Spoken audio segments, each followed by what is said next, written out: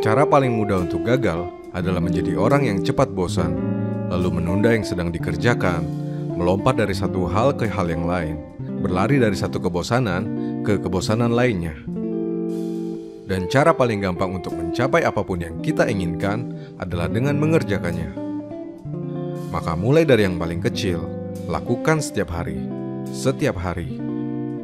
Nikmati perkembangannya, lalu temukan pengungkitnya, dan jangan pernah bosan.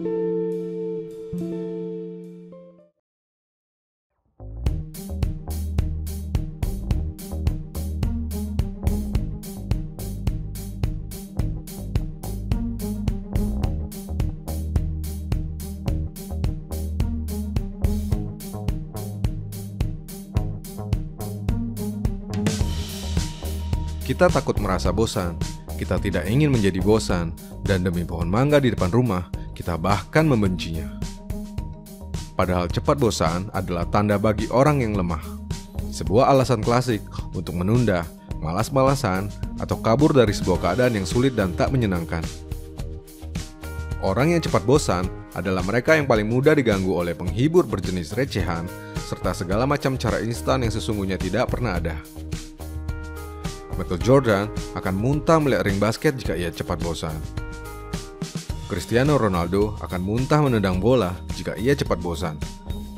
Valentino Rossi akan muntah mendengar suara knalpot MotoGP jika ia cepat bosan. Semua musisi akan muntah dengan lagunya sendiri saat harus menyanyikannya berulang-ulang dari satu konser ke konser yang lainnya. Warren Buffett membaca buku Security Analysis dari gurunya Benjamin Graham tak cuma sekali atau 2 kali, tapi 12 kali, mengulanginya sampai bosan sebelum masuk secara penuh ke dalam dunia investasi. Mark Cuban tidak berlibur selama 7 tahun ketika memulai bisnis pertamanya, dan Elon Musk hingga sekarang benci liburan. Sesungguhnya olahragawan terhebat, penemu terkenal, komposer ternama, pembalap tercepat, manajer terhandal, semuanya telah menghabiskan banyak waktu untuk belajar, berlatih, dan mencoba, menjalani serangkaian rutinitas, dan senantiasa menghormati proses panjang sebelum mencapai apa yang pada akhirnya mereka raih.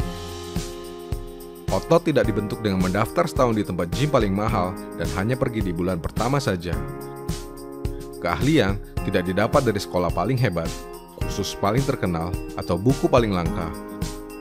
Iman tidak dibangun dengan pergi ke rumah ibadah hanya pada saat hari raya, melainkan dari kajian yang panjang dan disiplin terus-menerus untuk singgah setiap kali tiba waktunya sembahyang.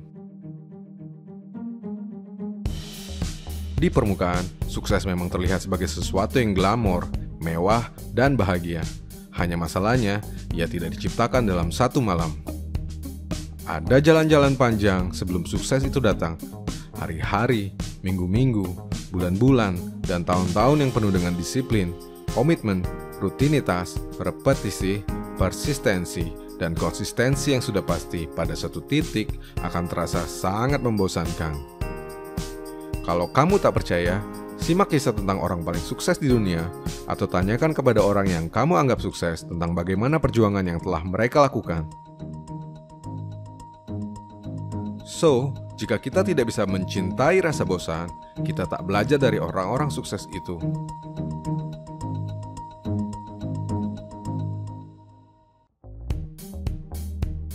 Hidup adalah pilihan.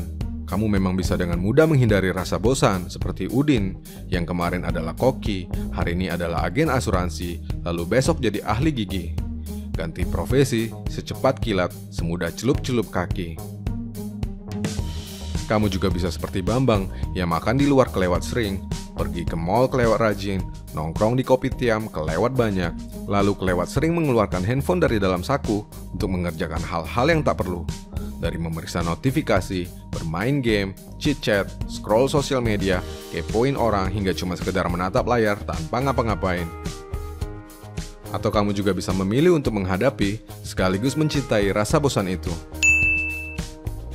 Beberapa studi mengaitkan rasa bosan dengan meningkatnya kreativitas dan produktivitas. Bosan dapat menjaga fokus, mengasah kesabaran, mengaktifkan imajinasi, memberikan inspirasi. Bosan merupakan bagian dari proses yang sepenuhnya harus kita sadari, hadapi, dan lalui. Berikut beberapa tips yang dapat kamu gunakan untuk menghadapi rasa bosan. Menghasilkan sambil jalan. Tantangan terbesar sekaligus pemicu utama untuk lekas bosan saat mengerjakan sesuatu adalah output. Bagaimanapun juga, sebagai manusia normal, kita membutuhkan stimuli untuk menjaga motivasi dan energi. Untuk mengatasinya, daripada menciptakan target super besar pada perencanaan yang kamu miliki, cobalah untuk membuat goal-goal kecil yang dapat kamu rasakan langsung saat itu selesai dikerjakan.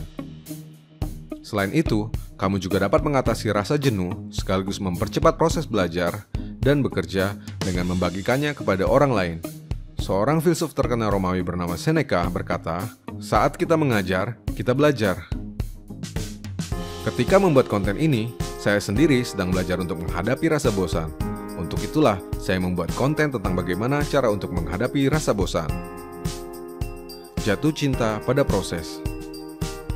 Saat rasa bosan melanda, selalu sadari jika tidak ada yang instan di dunia ini. Belajar dari pengalaman dan kegagalan sebelumnya membuat kita jatuh cinta pada proses. Proses adalah sesuatu yang harus kita tempuh seumur hidup, dan bosan adalah hal yang alami untuk terjadi. Yang harus kita lakukan hanyalah menghadapinya.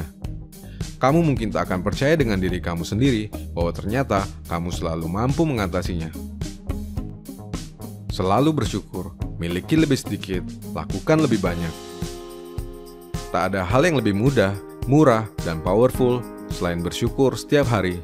Hanya dengan mensyukuri apa yang sudah kita punya, kita dapat tidur lebih nyenyak, menjadi lebih bersemangat, dan lebih sehat. Bersyukur dapat membuat seseorang menjadi lebih bijaksana dan menjauhi gaya hidup materialistis di mana kita akan melakukan lebih banyak pada sedikit hal yang kita miliki. Ini adalah pelajaran penting untuk menjadi orang yang lebih fokus, sederhana, dan bahagia. Hargai rutinitas, mulai dari yang paling mudah. Repetisi adalah kunci. Kita tak akan menghasilkan apapun dengan hanya sekali melakukan dan sekali mencoba, lalu berhenti. Diperlukan serangkaian proses bernama rutinitas yang senantiasa harus dipelihara untuk mencapai apa yang kita inginkan. Bagian ini akan membedakan pemenang dan pecundang, pro dan amatiran. So, ini adalah sebuah reminder untuk Anda dan saya. Lain kali, saat badai menerpa, rasa bosan yang terlalu itu datang kembali di jalan menuju sukses yang kita yakini, apapun itu, sementara kita tak mau menghadapinya, hanya ada dua jawaban untuk ini. Pertama, kita memang tidak dilahirkan untuk mencapainya. Atau kedua, kita mungkin tidak benar-benar menginginkannya. Saya, Rianto Astono.